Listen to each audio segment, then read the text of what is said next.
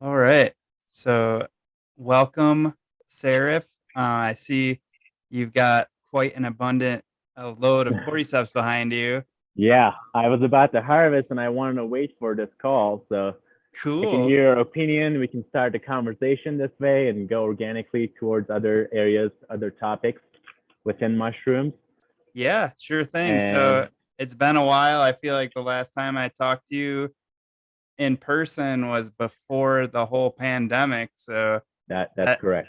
had to be a crazy ride. That was like right when you guys were starting. So for those of you who don't know, Seraph is with Mystic Mountain Mushrooms. So I don't know if you want to give like a brief background shout out to Mystic Mountain Mushrooms. I'm a fellow Colorado mushroom cultivator, and you also took our classes a while back, and I Yes. feel like since then you've improved your cultivation skills dramatically, and I'm excited to finally get to talk to you and see how things were going. But I'm really happy for you guys, and yeah, I just am interested in hearing your story of like how you started off and how you maneuvered through the pandemic and where you are now.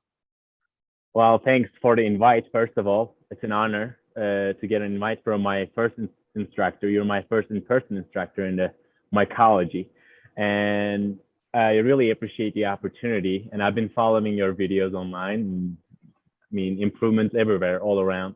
And I really appreciate the content you're putting out there. So as for the Mystic Mountain mushrooms, like you mentioned, it started with the pandemic. The timeline kind of aligns with the pandemic timeline. We try to make it work with it, and there are some areas that worked out for us, especially when it comes to R&D, just research and development. That gives us a great timeline to test and play around, and not having to explain the difficulties that comes along with R&D to the clients. So we didn't have clients to start out with, so that wasn't a big problem. I took a couple classes from you and Zach down in Denver. And back at that time, I was still full time a cubicle employee in a hospitality industry.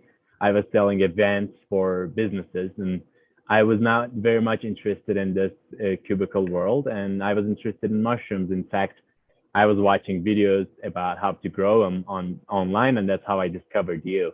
And I found out that you were giving out classes, and that was just right before the pandemic. I pulled the trigger and took 3 classes from you. And in the meantime, I met with this right now, currently my business partner. Her name is Sherry McGann. I met with her right around the same time, and she's from a different part of the world as well. She's from commercial insurance business, and who has enough in that world, who wanted to get into the mushroom and growing mushroom as a hobby, and started as an obsession, just watching the videos or reading Paul Stamets' book, just commonly like everybody else starts. And we met online on Facebook. I was thinking about moving out Colorado with my wife and start a similar kind of setup what you see behind us, and we're in a basement, and our growing operation, which I can actually take you and show you the entire operations. That way you know what I'm talking about. But it's a 3.5 car garage and a basement space, which we converted into a proof of concept mushroom farm. And I was thinking about the same thing in North Carolina, where housing prices were cheaper and I could get in and start out. Luckily, I discovered this woman online with my wife, and we kind of combined our forces, and we decided to pull the trigger as the pandemic started. They told us from our day jobs, our full-time jobs, to work from home.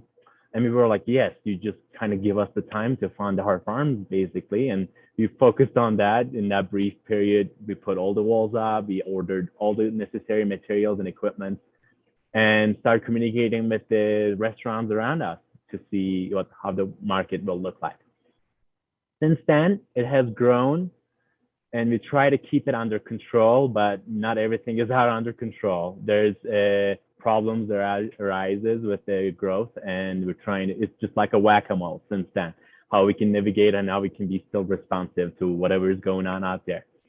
So right now, we are producing 50 pounds fresh mushrooms daily. And we have this incubation space behind us where we commercial strains are being incubated, and it kind of expands back all the way to the wall.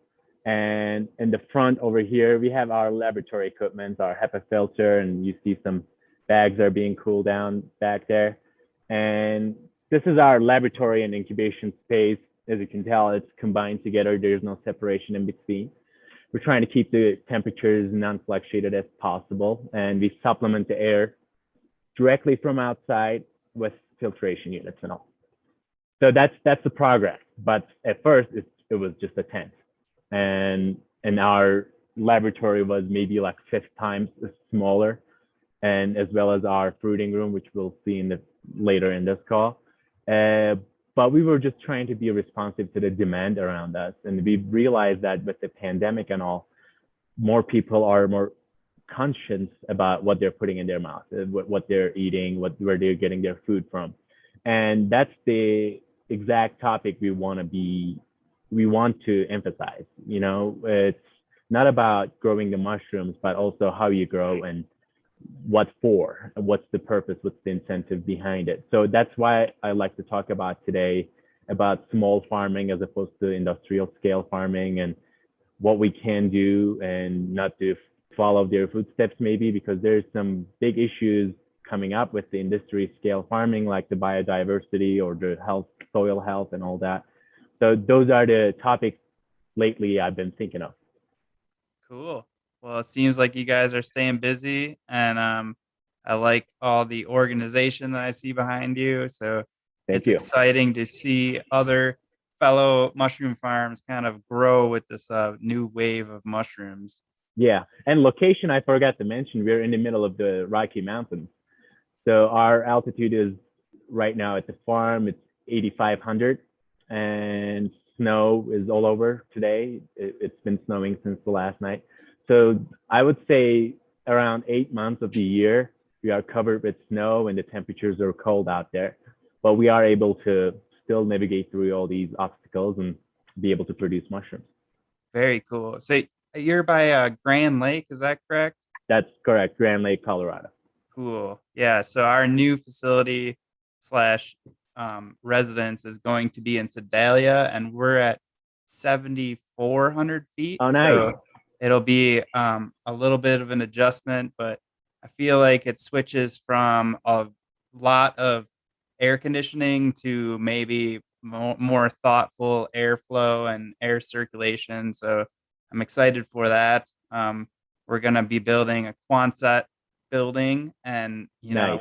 we'll get to build everything from scratch. So I'm also excited for that. The aspect of, I feel like I have a good understanding of what I want, and now I'll get to build it like, a lot more durable, I would say, than my current setup. Definitely. I mean, our challenges with the altitude was towards with air and with altitude. I'm not able to separate where the issue actually comes from or the problems that are specific to up here, which Mhm. was the CO2 parts per million. Yep. In the beginning, we have the same setup and everything I've mentioned earlier with the airflow straight from outside. And for some reason, we weren't able to pull enough air inside, enough fresh air in the incubation in the lab, which was a health issue for the cultivar because it was 2,000 parts per million for a while. Wow. And I thought I wasn't the smartest tool in the shed because it's just, I'm not getting enough oxygen in my brain for a long time. I've been hours down here every day inoculating and making sure things are fine and not having enough oxygen in my body. Nor these guys. I mean, in incubation, we don't necessarily care that much if it's higher than usual. They can still colonize. It can affect the speed of colonization maybe, but these guys are robust enough to colonize around 2,000 parts per million. But it was becoming a problem in the fruiting chamber because in our design, we are circulating the clean air. We're taking it from laboratory and pulling it into our fruiting chambers because we want to utilize that fresh air as fresh as possible. Obviously, there are pre-filters in every stage, but again, it wasn't enough oxygen pulling in. So our mushrooms were starting to becoming leggier than usual and suffocating maybe in a sense. But our genius engineer, his name is Larry, installed a new fan. Now it's back down to 400 CO2 Wow. parts per million. So it's essentially being an outside. It's the same as outside. And our fruits are happy again. And I feel a lot better. Yeah, that's a good thing to consider is the health of the cultivator too. And if you don't have like a CO2 monitor and you're just starting out, you might not catch something like that. So that's a really good tip. And I feel like just more airflow is important as you grow your operation. I think I'm going to be investing in some new fans this winter as well. And it's just how do you get the fresh air down, especially in the winter? Like, what is your strategy for, January, February, March when it really starts to get cold out there? Yeah, it already has. I mean, it has started to go below 20 degrees at night. And obviously, let me show you the unit actually. Cool. This is our rectangular unit. In the rectangular, there's a HEPA filter unit, and you see the fan, it's sucking the air in, Yep. and then it's just cold air coming in right now. And then there's this portable heater is on at all times in eco mode. That drops it down as they coming in, and you see the square is left there because the plan is to install some kind of a ramp and push the air up so that it dissipates and it diffuses in the Hmm. from the top to bottom, so it warms up a little bit as it travels. And then over here, this is the backup. We barely use it, and it's on an Inkbird timer. And what that does, if it gets really cold during the nighttime, it kicks in and makes sure that the temperature of the air is not below 65. Hmm. And I have the logger that I keep track of hourly. Basically, it doesn't fluctuate at all, luckily. But right now, it's the beginning of winter, and I'm curious to see what's going to happen in the next couple of months because this whole setup is going to bear the first winter in a couple of months. So we might need some tweaking, some adjustments, but we feel confident about that. Very cool. So in the past, I've adjusted the different species that I'm growing kind of throughout the year. So that's another option. How many different varieties are you guys doing now? So right now we've just switched. Good thing that you mentioned. Since the tropical species that they like warmer temperatures are colorful and more appealing to an eye, it's a big discussion. And from a perspective as a I'm in charge of production at this farm, so I want to have a consistent amount of yield and consistent amount of products out there. And I also want to care about how they look and what colorful varieties that we have.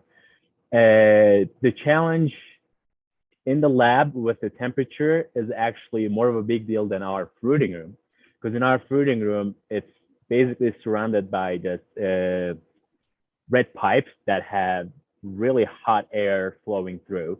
It's kind of like a radiator heat. It's a radiant heat Mhm. constantly coming out when necessary. Right now, we haven't used it yet because our insulation is doing a great work, and we changed our exhaust fan design so the cold air doesn't directly affect inside of the fruiting room. And the last thing that we did, our engineers did actually, Larry did it. He took a pipe straight from our pasteurization unit, our bubble barrel, into Mhm. the fruiting room. And that dumps a really hot, moist air, which is sterile. And that keeps our fruiting room, even when if it's in negative degrees outside, about 65 Fahrenheit in the heart of the winter, with also combining with the moisture that comes from the pasteurization unit. So the Mhm. humidity is high, temperatures are high. We're not using excess amount of heat through our radiant system. It's coming from the barrel, and it's pretty much running every day or every second day.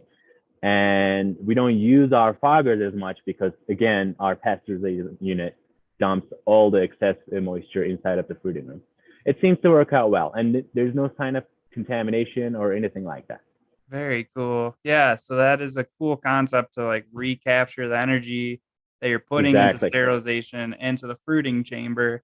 So I kind of set up something in my backyard where I was piping out that humidity to some outdoor beds. So Oh, perfect. I Yeah. was using it for like King Stropharia, and then I've got like this cool morel setup that I'm gonna try Amazing. to use. But I really like that idea I feel like it's a good conservation of energy. Exactly, and that's a big thing because we have problems in the industry, right? That we are still trying to solve, like the use of plastic and the CO2 outtake, because these guys produce decent amount of CO2 in larger scales, Mhm. and I think these are the topics that we should work on and try to find implementation towards that. And this was one of our problems. The barrel, the pasteurization unit, is indoors. It's in our garage, and it's creating excess amount of moisture, and it's harming the electronicals around it. We have Mhm. refrigerators that we keep our mushrooms and all the other technical equipment that we need to protect from excess moisture. That was our problem, and we solved that problem by capturing it and dumping it into our fruiting chamber, which helped us as a solution in the other end. So we like that up here at this farm too. And I like your idea of it outside, because in Colorado, too, our air is so dry. That's Mhm. how you combat with that. That's just amazing. Yep. Yeah. My thought was capturing the exhaust from the fruiting room as well and piping it into the garden because that's going to be like the CO2 boost from the mushrooms, Yes. passing it through those plants. Like maybe it will Wow. help Yeah. them. Yeah, I it's like just to a see thought. it. Yeah, yeah. So I've been, working with some different raised bed ideas, and we'll see. Maybe in the spring I'll have that running, Man, and it'll be a cool, mushroom and plant symbiosis. that's amazing. Yeah, that's the goal. Cool. So have you tried running those Cordyceps containers through the Bubba barrel? Yes. So these are actually, in the past, I put them in a Bubba barrel, but these Yep. came out from All American sterilizers All just to right. get a better result, or Yep. pressure kind of brings a success. And over here, I've been using these for over a year. These are from Unicorn Bags website. Wow. They used to have it. In the beginning, we purchased these not knowing what we would do with them. In the past, before Cordyceps, I put agar in them and see the growth with these filter Yep. patches if it was any fast, which was faster. And we've done some grain jars with it, used as spawn. But finally, we ordered some Cordyceps last year and started doing some trials for the first time.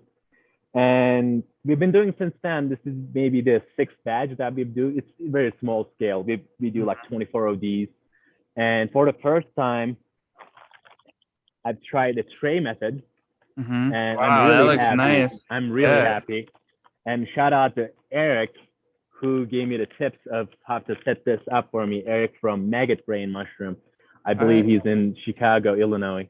He kind of gave me the instructor about how to put this. It's very simple, and to me, it was very labor efficient. Mm-hmm. All I had to do is prepare the tray and put it in a unicorn bag and sterilize it, and then put the syringe on top and Yep. inoculate it, and then cover it with micropore. 55 days later, you see the results. Cool. But the ratio is important because I didn't have enough liquid culture left during inoculation. Yep. I didn't do the math right. So I used a less amount of liquid culture, and you see this tray is less prolific. And I just wanted to kind of show you that straightforward logic there. With Yep. cordyceps, especially, the amount of culture that you're transferring is important, and the ratios are really sensitive. Cool. And even like a difference of 30 milliliters is over here to me. Wow. Very So cool. yeah, I've been seeing your cordyceps breeding videos, and I want to shout out to that. It's really interesting because these are Ascomyces, right? So we are approaching it differently. And I've been strictly working with Basidius species behind me. There are oysters, and recently we started doing Mm-hmm. shiitake, which I really enjoy cultivating shiitake now. Back Yep. then I didn't, because I recently got a successful flush. And besides oysters, we also grow up chestnuts. And shout out to you again. Our chestnut genetics come from you. And we then breed up here from your genetics. And I like to breed personally. I like the Mm-hmm. genetic combinations and what goes on there. I learned that from you too. So cereal dilutions, that's how I started. Now Mm-hmm. streak methods and trying to observe with the use of microscopes as well. So whenever I have time during times like this, November, shoulder season, I like to focus on more the health of the genetics and less on growing because the demand is significantly lower. And Mm. our clients are 90% of them are restaurants. Unlike your business, I believe that's mostly your farmers market operations. Yep, And that's correct. We do yeah, more direct to consumer, so that's kind of cool seeing you guys develop that, restaurant market in the midst of the pandemic. Like, how is that yeah. going? Do you have a lot of like new restaurants, or was it people that you were already connected with beforehand? Like, how did you come about developing those clients? Yeah, I want to say a little bit of both. I'm lucky. I have my background in hospitality, and my wife's brought even better background, which better connections. So we knew a lot of chefs up here in Grand County, and my wife is personally she's from a culinary school, so she is a chef too. And with these connections, we were able to communicate before we even started growing mushrooms commercially. Hey, I have this crazy idea, and I would show these pictures of these mushrooms. If you would be able to buy this, would you buy this? And the answer never changed. Whoever we talked to, yes, 100%, absolutely. And I would pay this much, that much. And this kind of encouraged me even more. And we've seen that was true. The truth was the demand was actually even higher than we anticipated because we didn't consider the fact that there would be private buyers too on the weekly, bi-weekly, just like a food subscription, right? You would buy, let's say, HelloFresh, and a box of food kit would come to your house every 2 weeks or every week. We try to do the same thing during the pandemic within the county with our personal car. We would deliver for free if it was at least even a pound of mushrooms. That helped us a lot. And with the restaurants right now, it's a lot better than it was. But the problem is different now. Now we're trying to play the game of catching up, Mm. trying to produce more because all of a sudden now everybody's into mushrooms. Everybody's into more conscious food, healthier food options. And we try to do everything organically here. We are a certified organic farm. That kind of puts us more pressure too, finding the right kind of supply and logging everything correctly. Traceability is a big deal for us. So it takes a while for us to a consistent amount of order for a restaurant. So when we're ready, we go out and find a restaurant and we tell them we're ready for you. Mm. And they usually wait for us to tell us that we're ready for them, and then they start putting their orders in. And recently, we signed a deal. We are delivering mushrooms for distributors. The first distributor that we have in our network right now is called What Chef Wants. They are big in Denver and up here in this area as well. So they are a good business solution partner for us because we don't have to worry about deliveries or have to preserve these mushrooms within that delivery. Because if you're delivering down in Denver from here, it takes about 2.5 hours. And we deliver to Brand Palace down there, and I don't want necessarily my mushrooms to, I don't know, start deteriorating sooner than later. Mm. And that amount of time in my car, it's going to happen because of temperatures and the airflow and all that. But these distributors have these refrigerated trucks, and they help us a ton for delivering mushrooms for longer distance. Cool. Well, that is awesome that, you can produce that many mushrooms and then you already have the infrastructure in place. So I feel like I have the same problem. It's just keeping up with the demand these days, which, Yeah, I and mean, how do it you could be navigate your worse. labor towards that? I realize that my time management skills, they're horrible. Or I put so many things into a plate, and then I try to reprioritize that, and it's just the sheer amount of pressure and anxiety comes with. I mean, I love what I do, but sometimes I put myself, just because I love it so much, in these difficult situations that Mm. puts me and my other people around me in these stressful situations. Oh, we need to solve this issue or not to solve this production problem. So I learned how to be a smarter and a better at managing my time through mushrooms. Absolutely. I feel like the same thing with me, like get dialing in that schedule and just, I like from my how our business works is we run with the market season. So there's definitely like waves that come throughout the year, and now it's kind of settling down. I'm getting ready to do more classes this winter, and it's a good like exhale, like finally Yes. some relief. And then we're going to be starting to build out our new facility. So that will be like an exciting change. And then I'm sure it'll Nice. go right back into the grind, which I enjoy, the weekly routine, but right now is like the hardest part of the year for me. It's like week almost 30 of the markets, and it's our last weekend coming up. So I'm Oh, wow. excited to just like shut everything down, and we're gonna do a huge clean. And like you, I'm gonna go through my genetics. I started already transferring over to slants, and then I've got a pretty big breeding project that So should we lined expect up. seeing more videos then? Oh yeah, yeah. Nice. So Well, nice. I'm planning on doing more videos. I want to do some like laboratory updates just before I start this breeding project. I'm going to be doing a couple different techniques for breeding. I really enjoy the direct liquid culture inoculation, but I feel like I could do a better job explaining it maybe. And then yeah, my plan is to breed at least 18 strains over the Wow. winter. That's a So project. it's going to be a lot, but I stashed a decent amount of substrate just for this. And, Nice. I think that in the long term, the genetics are going to be a pivotal point in anyone's business, because as long as you're improving your genetics slightly and slightly every year, then 10 years later, you're getting 2 pound flushes compared to 1 pound flushes. Exactly.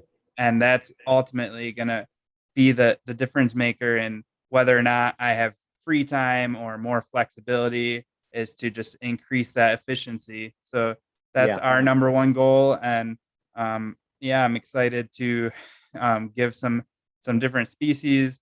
I've been collecting a lot of different genetics over the summer, so I can Nice. introduce like more diversity, because in the past I was just inbreeding my own strains. Yeah. So Yeah. that is going to be something that I'm exploring this That year. And excites then, me so much. The yeah, the genetic variety, the diversity, because we're doing essentially what bigger guys are doing, the yeah, opposite of it. Because we're not isolating further to find the biggest yield and the more consistent yield. I get that it's important. It's important mhm, to have food on shelves, right? When you go to a market. And yep, right now our system somewhat supports that. But every year or maybe every season, we hear salmonella recall. No, don't buy onion, don't buy lettuce. This mhm, puts us also at risk because one big guy loses their genetic base because of this contamination or that. We lose the entire product. But you and I or XYZ does it in a smaller scale in different genetics and different breeding techniques. We're actually contributing to this diversity of biogenetics. mhm. And what you come up with and what come up with, maybe our goals are the same to have a consistent and bigger yield fruit, but it's just going to be a total difference in genetics, and maybe mine going to be more resistant to this specific contamination than yours. And these little differences, I really find it fascinating because it's more of a trait, more of a behavioral side of it too. And in Mhm. biology, we're not fully explaining it. We know how it works and how to get these little genetic combinations, but we don't know what that translates to all the time. And I feel like towards finding that answer, we just need to keep come up with these different combinations of genetics and come up with different phenotypes. Yep, that's one of the reasons I make all those videos, is because I feel like it's almost insurance for me to Yes, spread that knowledge to empower everyone else. And then, you know, over the course of the next 10 years, people can use that knowledge, and maybe they'll produce better strains than I'm producing, but everyone's pretty open to, sharing their genetics. And mm-hmm. I just think that it's worth it to share the knowledge for the whole health of the industry, because ultimately it's going to come down to biodiversity. Like, you can look at all the agaricus farms out there that Yes, are suffering because they didn't do that, and they were only using one strain for 25 years, and then that gets tired, and now they don't have a backup strain. So I feel like it's important to just collect genetics, wild genetics, and trade then genetics. trade. Yep. There's always going to be a demand and a market for that as well, I believe. Yes, that's a personal topic to me, obviously, but that's your passion too. I wanted to Yep. kind of touch on that, and I want to ask you because you made a great distinction between inbred and inbred breeding, in-house Mhm. breeding, and also collecting specimens from straight from what Mother Nature provides.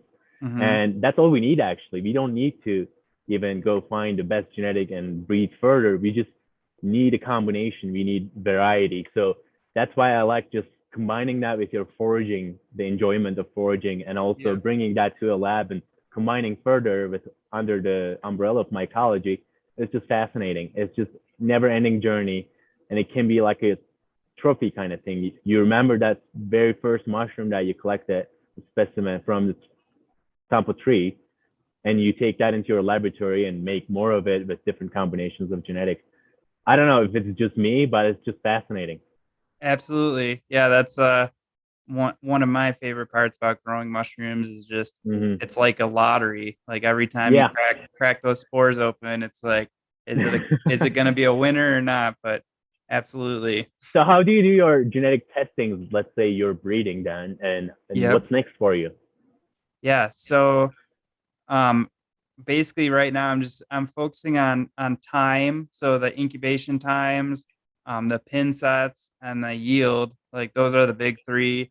But definitely resistance to contamination Yes. and resistance to senescence. So the reproducibility. Like I've had some really good oysters that for whatever reason, like two or three transfers down the road, they just stopped, producing nice pin Yeah. sets. So that is a good trait as well. And eventually I wanted to invest in more long-term storage. So it's like a cryo freezer or something like that. But until Oh yeah. then, it's just going to be all about, coming up with those combinations every off season so that for the following market season, those genetics are going to be nice and healthy Mm-hmm. until I can get, some proper equipment. But I have been messing with the freeze dryer and I've gotten some pretty good results. That's It's cool. not like as ideal as like a deep freezer, but it's good enough for now. Um, Once I get some solid strains from this winter, I'll just freeze dry them, put them on Mm-hmm. slants, put them in Mm-hmm. liquid culture, and just hope that um, I can just maintain the health until I can afford the proper laboratory equipment. Yeah. Yep, that's the I, hardest part for me is like prioritizing where to invest and yeah. just it's the ebbs and flow of business. But Yeah, and I it's mean, emotions against logical decisions yeah, too. Because exactly. who doesn't want a better equipment, but you don't need that equipment necessarily. Yep, exactly. So just making those decisions and long term, I'd really like to dive into like CRISPR-Cas9 and Oh some of wow. the more like the genetic the testing like the mini PCR that's out on the Mm-hmm. market. And I feel like as Beautiful. Yeah. the price of that stuff starts to come down, other people will gain access and Yes. the knowledge on how to use those products is going to become valuable. And maybe 10 or 15 years from now we'll have a bioluminescent lion's mane or something Yeah. crazy like Yeah. that. Yeah. Yeah. I mean, I keep my options open with that. Yeah. Yeah, that definitely fascinates me. The whole PCR, the Hmm. the Yep. technology behind it with the micropores. It's just nanopore, actually. Yeah, Yep. it's over the last 10 years, the price and how the technology behind it evolved is crazy, and it gives you the freedom to just as simple as connecting to your cell phones now. You don't even need a big electric or setup or anything like that. During your hike, maybe you are able to isolate your specimen, which is bizarre and fascinating, not only for our own purposes, maybe breeding Hmm. and maybe modifying that genetics, but also research purposes, right? A lot of species under research for their specific reasons, whether it's their polysaccharides or their adaptability, or oh yeah, this guy can emit radiation. Let's take a look into that. It just gives a broad range of tools for us to pick your scenario and go dive into that and see what comes out of it. The other end, we can see that with genetic data on computers now, a lot easier than how it was in the 90s. Yep, absolutely. I did notice on at some point you guys posted like this your compost. Do you Yeah, guys get like a transfer from your mushroom blocks into the wild yet? Like have you tracked that? yeah, Because that could be another area where it's yeah. naturally breeding. So like protecting even Interesting. just Yeah, like your little compost pile over 10 years just by having all of that concentration of nutrients and in the wilderness that yeah. could evolve into like some cool strains that way too. Yeah, it's interesting you mentioned that. On a side, we like to play around with our compost. And last year, we dumped a bunch of compost in the specific zone where we had like a lot of aspen chips in the aspen zone. And I remember one of our oyster strains, the Niwot oyster, which is from the town called Chief Niwot, out of Boulder. That oyster specimen was cloned and bred it here, and it was doing fantastic, great yields and everything. But unfortunately, we lost the genetics during this expansions and everything. They lost the power. I lost all my genetics. I didn't have enough backup. I blame myself for it. But Yeah. this summer, that patch started to fruit, and I saw the same mushroom that I want, and I was able to clone and rebreed again. And I mean, it's just great. Mother Nature kind of like, here you go, buddy, but don't lose it again, kind of deal. Yeah. Wow. And yeah, that was one of the interesting things that happened with outdoors. We don't necessarily cultivate outdoors. We do have logs that are inoculated. Mhm. No sign yet. I mean, there's a sign of colonization, but up here, the time is different up here. I would say how time the metabological time in the regions of tropics is a lot faster. Everything dies, lives in a faster pace. It's the opposite up here in the cold and the dry. Things they don't die quickly, they freeze and they Mhm. come back. Otherwise, they die, but in a slower manner. So up here is just a lot of slow seasons. That's why I don't expect to see fruits from the inoculated logs immediately after that season. I kind of give it a time and make sure they're not dry. Mhm. So that's outdoor projects are limited to that.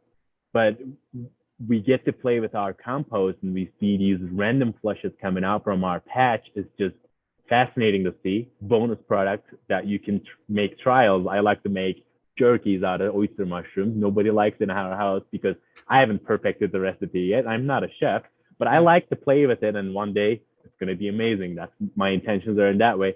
But I don't necessarily want to spend the products that I harvest from our fruiting room just to test that. So I go outside and collect those bonus specimens. And not only that, another thing that I really like to mention about outdoors and what those compost materials do to the soil, just one observation that we were able to make ourselves over here in 2 years period now is happening consistently for 2 seasons. Every summer, at the end of the summer, coniferous trees, they stay the same, but we also have aspens. They start changing color and taking their leaves off and kind of get ready for winter. But this patch that we've dumped our compost stays at least for 30 days while the other aspen trees are changing their colors and dropping their leaves. It just gives me the idea of how great these composts are when it comes to managing the water and how Yes. to retain the water and communicate with the roots of the tree that, hey, it's not the time yet. We got you, bro, for another 30 days at least. That was in my mind, in my imagination, or as scientific as I can approach. But only 2 seasons, so it's too soon to tell. We would like to expand the area and include more aspen trees and see what happens with coniferous trees. I know they don't change their colors, but they still get prepared themselves for winter. So what kind of differences that we can observe with the trees? And additionally, chipmunks and all these squirrels love it. Yeah, I was about to Yeah, say, what about any bears? I saw. yeah. Oh, bears don't seem to get in. I mean, no matter what I put there, what strain, what species I've disposed out there, bears seems to more interested in our dumpsters more than anything else. All right, well, that's good to know. Don't have any Yeah. So, break-ins in the fruiting room. oh no, not. Yeah. We don't have to log anything like that yet. Yeah. But Cool. we are right now. Let me quickly mention Colorado Mycology Watershed Institute. This is a new nonprofit that my business partner and new partner that we met is Dr. Will Rose, kind of founded together, actually founded by Dr. Will himself. It's a nonprofit that is passionate and is going to do a lot more projects when it comes to microremediation of the soil and microfiltration of the water. It's crazy wildfires up here, just like in California or any other coast states up there. It's just the dryness of the summer and the beetle kill makes it even drier in patchy zones. And it's so easy for a fire to start up and become a huge, large, uncontrollable wildfire matter of hours. So we are thinking about, we have this compost, we have an area, an acreage to play with. And Dr. Will and my partner Sherry just kind of take up the lead and created this institute. We are collecting, gathering our compost from this farm to the location, which is about 40 miles from here. It's in Parshall, Colorado. It's just the agricultural zone, like cattle farms around and all that. So we are able to play with the water levels and see if we can filter out some cattle bacteria that may come through, contaminate the water, or see if we can change how dry the soil is and how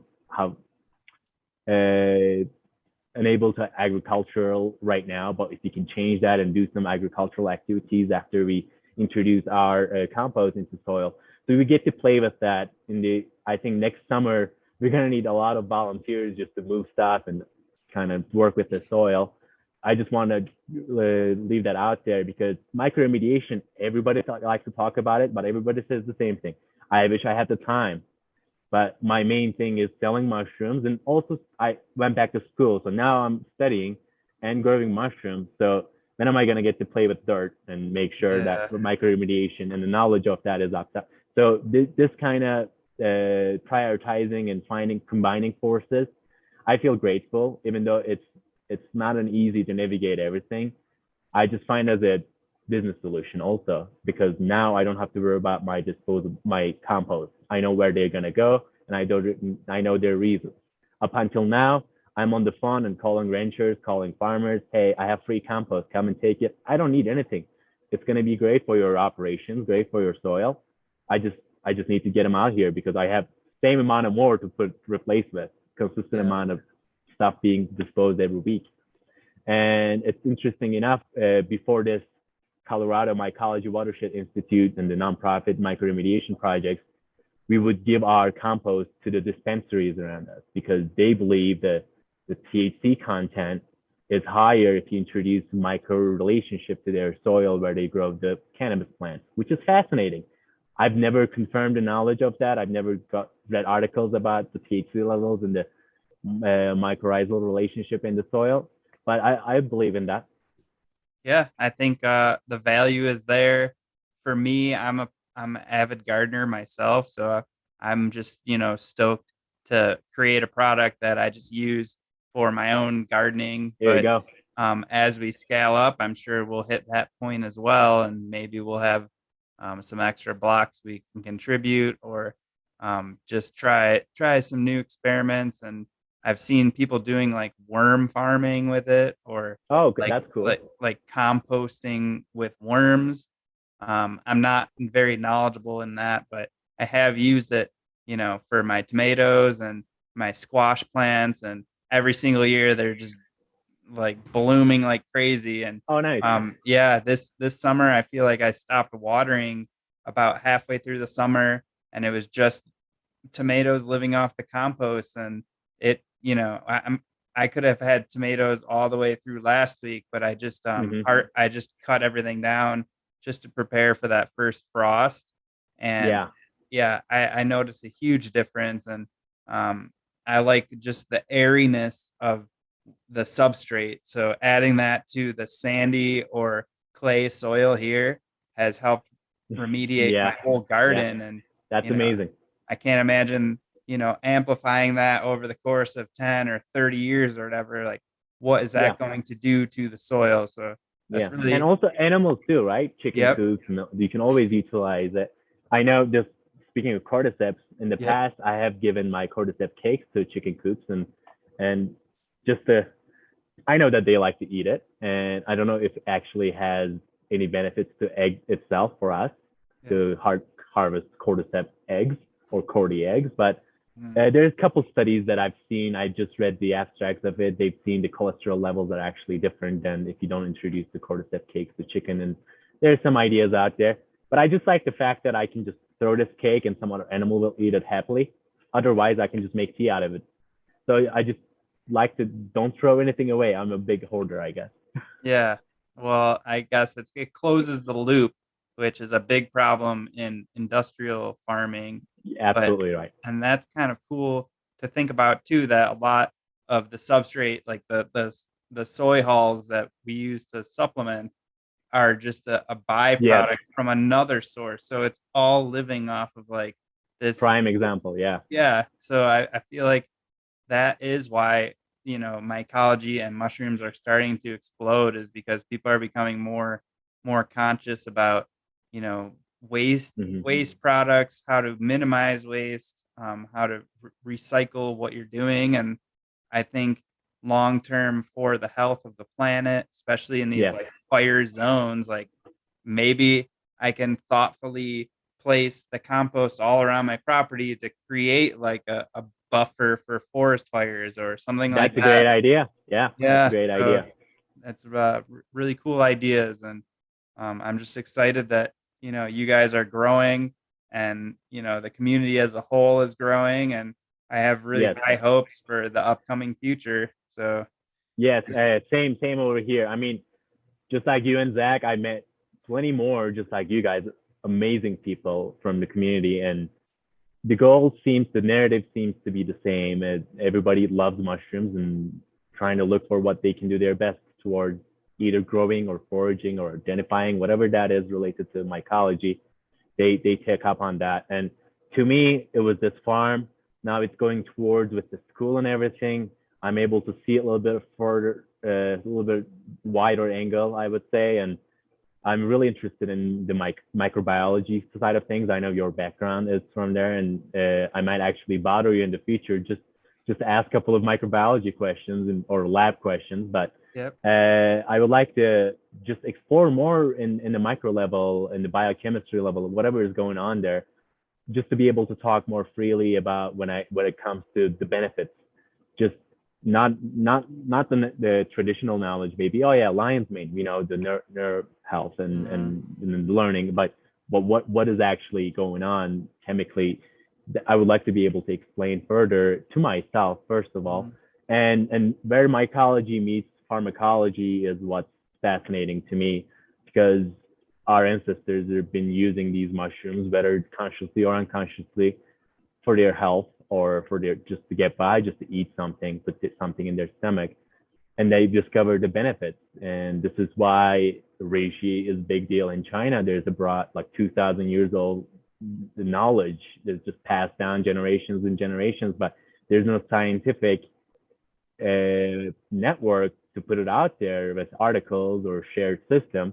So now, finally, in the West, I feel like we are skeptical. I mean, that's how we approach things. We need to analyze it, especially with mushrooms. If you misidentify it, you may lose your life. So something that serious, we need to take our emotions away from it and analyze it logically and see whatever is going on. And finally, the pace has picked up, and you can see in every part of the mycology. Even when you look at whatever is going on, it's the psychedelic era of mushrooms is coming back with the research and finally going back into the university lab research and all that. And also, not only that, big pharma is, I feel like, weighing in more on the supplement side of things. And not only the psychedelics, but other mushrooms are out there that are helpful also for different reasons, the immune reasons or learning or like cordyceps. Oh my God, like they're discovering these things and how we can make it more consistent when it comes to that chemistry side of Mhm. things and how we can make it a medicine, maybe not chemically, but just using whatever nature provides us. Yeah, I feel like there's this huge hole in the market right now as far as like legitimate laboratory work being done. Yes, yes. I would love to explore that, but my priorities are on our build out right now. I Mm-hmm. have spoken with a couple different labs in Denver, and every time they're like, "Yeah, we're gonna have this HPLC up and running," and then I'll follow up 2 months later and Nothing is nothing. done. Yeah, So yeah, yeah. I've even sent samples to a couple people and just haven't gotten results back yet. So I feel like the demand is growing. Not Just quite fast. Yeah, I agree yeah, with that. yep, Well, we just need to give it a time because, I mean, let's say 10 years ago, would your customers ask you questions like, hey, is this double extracted? Hey, yeah, did you do the cold water? I mean, how do you know these things? Everybody knows how to extract things now. It's the knowledge can be accessible very easily. And hmm, people like you, thank you for doing it again, but for free, just putting the knowledge out there and the idea behind the knowledge. And it's up to that individual to go out and experiment further. But we need laboratories and who does this job professionally to weigh in, kind of set the bar for everybody else. And you and I will go ahead and ask these laboratories, but they won't do anything until not us, but our clients actually creates the sheer amount of pressure for the industry. And I feel like it's happening. It's happening. And some guy will do it and everybody else will follow him.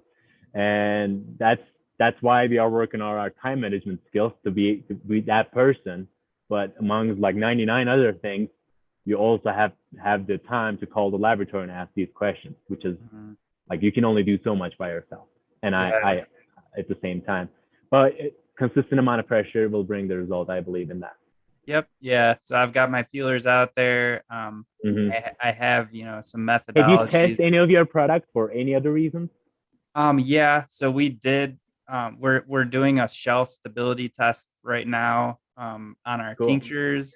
So my goal is to, see if anything will diminish over time. So we're running those tests. And then, yeah, my biggest, question is since we recently switched over to freeze drying some of our products, I'm wondering if the potency of like the all the volatiles like the haricinones or cordycepin, if Mm-hmm. there's a huge difference between freeze drying, And fresh, the other and ways of reg. yeah, Like that's the number one question that no one can help me. So yeah, yeah. it's I'm just being patient. And And what to look then for, right? There's not yeah, only one kind of policy. I mean, there's cordycepin, but there's hundreds of others and different beta glucamins in there.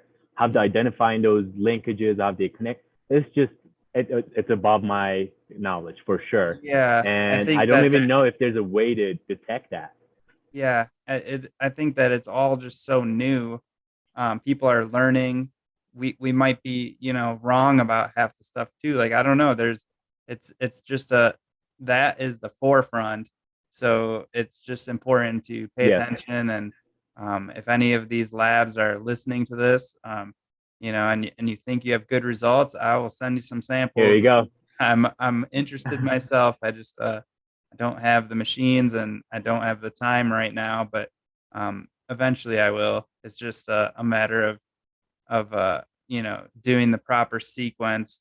And like you said, once the customers start making decisions based on that, um, I feel like that will be the final tipping point where everyone will have to have their products tested. But it's so new that you know I think the best way for customers is just to know your farmer, have a personal relationship, use reputable sources, and yeah, just keep asking questions. Yeah, I definitely agree. And also the prioritization of the testing too, right? When it comes to testing of a crop or something that we put our mouth, it's safety first. So we test Mhm. towards obviously the the heavy metals or the mold count, yeast count, or bacteria, salmonella, E. coli count. We do these already, and these are easily available for us. Mhm. I mean, maybe heavy metal testing is going to be costly, but it's $20 to check out if there's to check out an E. coli count for your Mhm. strains. So when it comes to food safety, we're at the place where we should be, and it can obviously can be better, but everything can be better. But we're looking for the nutritional levels and nutritional content over here in the chemistry level. So it's different different questions are being asked. Mhm. So I think that's the priority. It's not the priority now. That's the main kind of navigation of it. But we do use the laboratory in Boulder, which I wish I could shout out. I forgot their names. I'm trying to find it, but we send our dried specimens, especially for our tinctures, to see heavy metal counts because I know Colorado is a big state on mining and the soil and the Mm, water. We are on wild water and they can get contaminated with heavy metals such as mercury or lead. So we do mhm. those tests not only in our water that we use, which we use RO water, but we do test our water too. And also we test our products after we harvest and dry them. We send it to a lab. They come back with the results, this and that. So safety wise, we are doing what needs to be done, but we want to do more. So the labs out there, if you're ready, we want to do more. I agree, and same here. So everyone's on that same standard, but it's always good to be just a little above. So Yes. yeah, cool. All right. Well, is there any places that we can find your mushrooms right now or your products? Like where are you guys distributing besides restaurants? Is there any other projects you have upcoming or what can you tell everyone before we wrap this thing up? Yes, absolutely. So we are 90% restaurants, and if you want to have our try our products, if you're in Grand County, you can just call us and we'll deliver anywhere in Grand County. Otherwise, we are at Mountain Market in Grand Lake. But recently, we just made a deal with Tony's down in Denver, 3 different locations. Cool. They will start having our mushroom little half an ounce packages, Very cool. and they're gonna be just mixed and consist amount of blue oysters and black kings and all that stuff. And we need to make this decision carefully whether we should have more restaurants or more retail because Mhm. retail comes with additional amount of labor and packaging supplies and costs and all that, but it's worth it because it's just fantastic to see your product on the shelf. That's Mhm. one thing, and it's just more accessible to people because people go to a grocery store more often than they go to a restaurant maybe, like Yep. it may be different. Yeah. So I know So Tony's Meat Market, right? yeah, Tony's Meat Market. Yeah, Yeah, yeah, there's. I know I think them. we are in one in Centennial, one in Yep. 2 other locations. We've just confirmed that, and it's been only 3 weeks that we start putting products out there. The feedback is amazing. There's also one another down in down in downtown area. There's this small choice market. All They right. have it too. It's just small scale markets. We haven't signed any big deals with any of the Krogers or big guys because Yeah, not that we can provide them. It's a we are here and the demand is way up high there, yeah. and whether we want it to be right, like when to like what do you want to have is the bigger question to me personally, and I will give you a different answer from a perspective of since I'm cultivating from a perspective of cultivar, but my business partner who's in charge of sales and marketing will give you a different answer or different strategies that they will come up with. So Mm, the point is keep the communication clear, which through mushrooms, I found what kind of business person I am too, my strengths, my weaknesses, and what my priorities are within that business and how to communicate that. So that communication needs to be healthy. And the company is, if you're a mushroom, if you're producing mushrooms in large scale, and if you're selling it out there, just find your best, and focus on that because you're gonna do R&D no matter what. You're gonna be mm. researching things and learning new knowledge and test those whenever you can. But when it comes to doing consistent job, you need to be out there and doing your best. Because I wasn't doing that for a long time and I was beating myself up. But now learning has a different timeline, practicing has a different timeline, and getting that consistent amount of success is in between those two, how you balance those two. Yeah, very well said. I feel like I can relate to all that Yeah, super, I mean, super closely, and yeah, it's it's because of people like you guys. When I sit down and watch YouTube videos, I learn many things that I've never considered before. And I'm like, why don't I come up with this? Because I don't have the time to maybe go ahead and, in a sense, fuck around, right? And when I don't do that, then I just repeat myself and I get better at my lab skills are maybe amazing, my mm, cleanliness and all that. I practice that every day religiously, but when it comes to adding new ideas, new knowledge, oh, let's do this and see what happens. That takes a little bit of time too, and I think you should just like those children's game. Square should go into the square, and triangle should go into the triangle. Mm-hmm. Absolutely. Very well said. All Oh, right. thank you. Well, I appreciate your time. I'm gonna start getting some dinner going here, but yeah. So one more time, Serif or Serif. How do you pronounce Sheriff. your name? It's a Serif. Turkish name, so it's written as serif, like the font Yep. type, right? But the S has a dot underneath, and that creates that sh sound. So it's sheriff, just like All my right. couch. Well, I appreciate that clarification, and Yeah, I no hope worries. everyone remembers it better because of my mistake. But No anyway, problem. No problem. Mystic Mountain Mushroom. It was great finally catch It up, was and good I to see look you, man. forward to Yeah.